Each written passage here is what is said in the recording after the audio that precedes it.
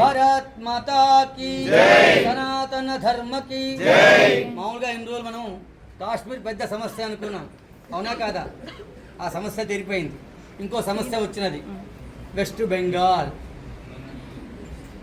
West Bengal సమస్య మళ్ళీ మొదలైంది హిందువులకు. అక్కడి నుంచి హిందువులందరూ చిత్తగిస్తున్నారు. ఎందుకు? ఒక బార్డర్ దేశం బంగ్లాదేశ్ ఉంది కదా, వెస్ట్ బెంగాల్. బంగ్లాదేశ్లో చెప్పట్లేదు ఇప్పుడు హిందువుల పరిస్థితి, బంగ్లాదేశ్లో చెప్పట్లేదు, బెంగాల్లో చెప్తున్నాను. అక్కడ శూర్పణఖ రాజ్యం వెళ్తుంది, చూపెట్టమంటే చూపెడతాను. దానికి ఎవరయ్యా అంటే ఇంతకుముందు మన దగ్గర క్రికెట్ ఆడాడు ఒక ఎంపీ, ఇప్పుడున్న ఎంపీ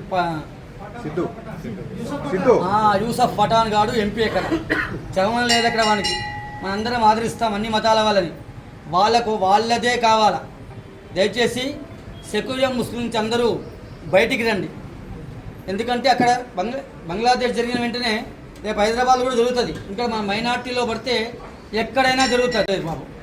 మనము మన రథయాత్ర అంటే శోభయాత్ర చేశాం, రమ్యా గ్రౌండ్ నుంచి ఆంజనేయస్వామి టెంపుల్ వరకు.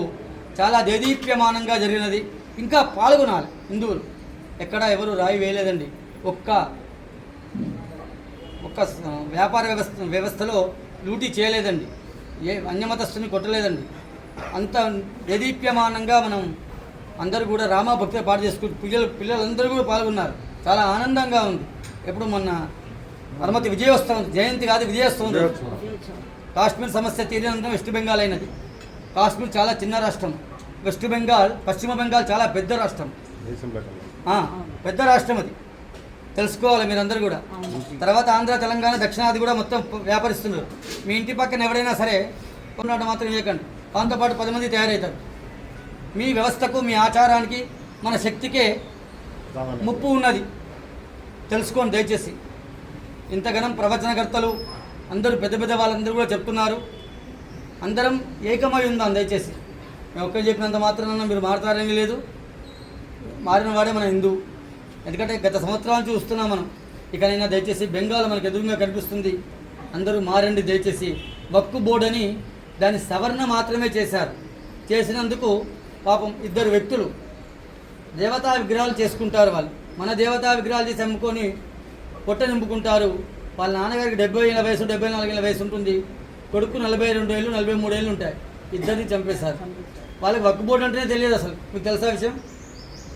అదే వేరే అన్యమతస్తులు సంపాదిస్తే ఇప్పటికే రాహుల్ గాంధీ, మల్లికార్జున ఖార్గే గారు, చెప్తున్న ఖార్గే గారు, వీళ్ళందరూ కూడా ఇక్కడ కొందరు ఉన్నారు కదా, హేతువాద సంఘాలని అందరూ పైకి వస్తారు.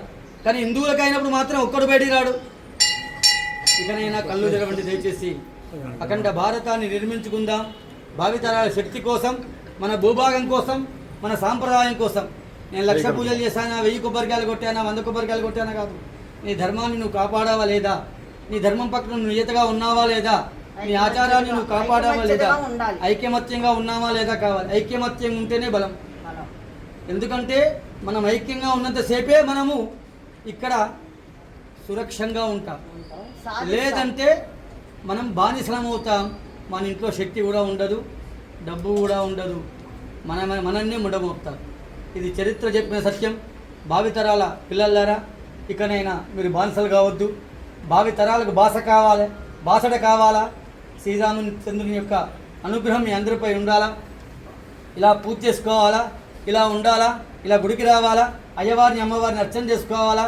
మన సాంప్రదాయాలు కాపాడుకోవాలంటే మనందరం ఐక్యంగా ఉన్నప్పుడే, సమర్థమైన నాయకుడిని వెన్నుకున్నప్పుడే ఇవన్నీ అవుతాయి. దీదీ దీదీ అని చెప్పి మంచిగా హిందువులకు దూది పెడుతున్నది అక్కడ ఒక ఆమె. ఇది దయచేసి అర్థం చేసుకోండి. అక్రమ వర్షాలు చాలామంది ఉన్నారు భారతదేశంలో. మామూలుగా కుక్క కుక్కకు వస్తే ఇంకో కుక్క వాళ్ళ సంస్థకు వస్తేనే ఒప్పుకోరు. మీరు చూడండి, రోడ్డు మీద పోతుంటే ఖర్చు చంపుతాయి. అలాంటిది కొన్ని 100 కోట్ల మందికి వచ్చి తింటున్నారు. తిన్నవాడికి విశ్వాసం ఉందా? ఈ దేశం సొమ్ము తిన్న, ఉప్పు తిన్నవాడికి విశ్వాసం ఉందా? ఈ నీరు తాగుతున్నారు, ఈ గాలి పీలుస్తున్నారు, ఈ ఉప్పు తింటున్నారు, ఉచిత పథకాలు సబ్సిడీలను మనకన్నా ముందే దొబ్బిపోతున్నారు. దేశం మీద కానీ, మన సాంప్రదాయం మీద కానీ విశ్వాసం ఉందా? కాశ్మీర కేదార్నాథ్ పర్యంతం, రామేశ్వర పర్యంతం వరకు కూడా అన్యమతస్థులు అన్ని దుకాణాలు పెట్టుకున్నారు. ఎక్కడ మన పవిత్ర పుణ్యక్షేత్రాలు ఎక్కడున్నాయో అక్కడంతా మసీద్, ఎక్కడ దేవస్థానం పుణ్యక్షేత్రం ఉందో అక్కడ పరమతమైన చర్చి కానీ మసీద్ కానీ ఉంది.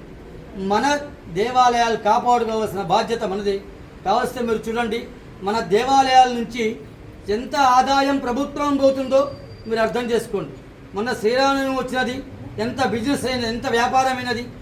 అంత పూర్వం ఉగాది వచ్చినది, ఎంత వ్యాపారం. మామిడాకుల దగ్గర నుంచి కొంటాం మనం, అవునా కాదా? వెంటనే శోభయాత్ర, దీని వెంటనే హనుమత్ జయంతి, వెంటనే ఏకాదశి, ఇలా మన పండుగలు నెలకోటి వస్తాయి. మనమే ఈ దేశానికి, ఈ భారతదేశానికి, ప్రపంచానికి మన హిందువులే ఆర్థిక బలం హిందువులే. దయచేసి మీరు కొనే ప్రతి ఒక్క వస్తువు 10 పూలు కొనక్కర్లేదు, 2 పూలు కొనండి చాలు. కానీ నీ ధర్మాన్ని, నీ ఆచార వ్యవహారాలు కాపాడే వాళ్ళ దగ్గరే దయచేసి కొనండి. ఎందుకు చెప్తున్నామో అర్థం చేసుకోండి. ఒక్క పువ్వు కొన్నా సరే శుచి శుభ్రత ఉన్నవారి దగ్గర కొనండి. అందరినీ మన దాంట్లో కూడా ఉన్నారు చెప్పట్లేదు, కానీ అందరం ఐక్యంగా ఉంటేనే ఈ శక్తిని కాపాడుకుంటాం, ఈ భూభాగాన్ని కాపాడుకుంటాం, ఈ దేవాలయాలు, ఈ వ్యవస్థ కాపాడుకుంటాం. సర్వే జన సుఖినో భవంతు. సర్వే జన సుఖినో భవంతు. భారత్ మాతా కీ జై. సనాతన ధర్మ కీ జై. భారత్ మాతా కీ జై. సనాతన ధర్మ కీ జై. విన్న వాళ్ళలో